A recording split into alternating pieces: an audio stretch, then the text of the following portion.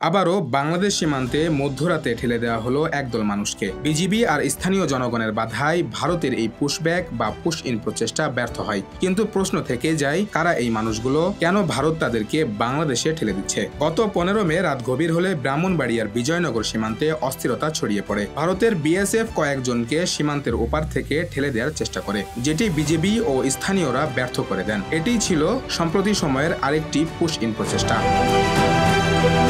Pushback বা push in এই শব্দগুলোর আইনে কোনো অস্তিত্ব নেই। এটি এমন এক প্রক্রিয়া যেখানে একজন অনুপ্রবেশকারী সন্দেহভাজনকে কোনো আনুষ্ঠানিক প্রক্রিয়া ছাড়াই সীমান্তে নিয়ে গিয়ে তাদের নিজ দেশে ঠেলে দেওয়া হয়। ভারতের মানবাধিকার কর্মীরা একে অবৈধ বললেও এটাই চলে আসছে বছরের পর বছর ধরে। বিবিসি বাংলার প্রতিবেদন অনুযায়ী সম্প্রতি যাদের ভারত সীমান্ত দিয়ে পুশব্যাক করা হয়েছে তাদের মধ্যে এমন ব্যক্তিরাও রয়েছেন যাদের গুজরাট থেকে নিয়ে আসা হয়েছে। আবার রাজস্থান থেকে ধরা পড়া ব্যক্তিদের মধ্যে 148 জনের একটি দলকে বিশেষ বিমানে চাপিয়ে ত্রিপুরার আগরতলায় নিয়ে যাওয়া হয়।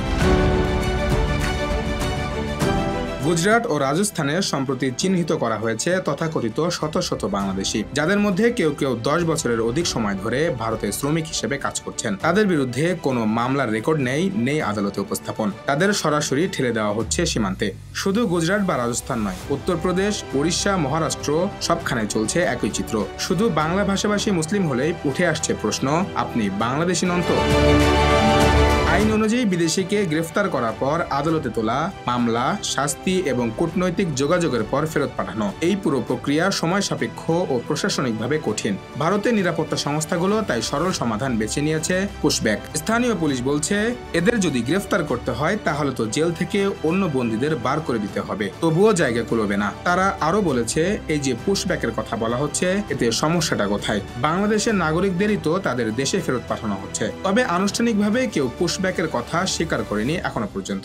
ভারতের সংবিধান অনুযায়ী বিদেশিদেরও মানবাধিকারের নিশ্চয়তা রয়েছে। কোনো মামলার সুযোগ না দিয়ে কাউকে ঠেলে দেয়া সংবিধান ও মানবিক মর্যাদার লঙ্ঘন। এপারের প্রশ্ন, আমরা কি যাচাই না করেই গ্রহণ করে নিচ্ছি সব দায়? তারা কি আদৌ বাংলাদেশি?